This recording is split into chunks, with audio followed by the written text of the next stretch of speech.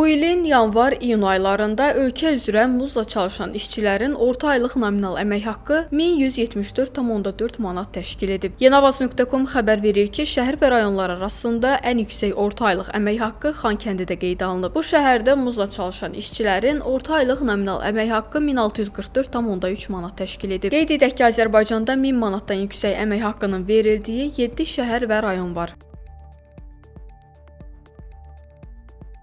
Onu da qeyd edək ki, orta aylıq əmək haqqının ən aşağı olduğu rayon Qax rayonu olub. Bu rayonda orta aylıq əmək haqqı 584,7 manat təşkil edib. Qax eyni zamanda Azərbaycanda əmək haqqının 600 manatdan aşağı olduğu yeganə rayondur. Məlumat üçün bildirək ki, Azərbaycanda orta aylıq əmək haqqının 700 manatdan aşağı olduğu 20 rayon var.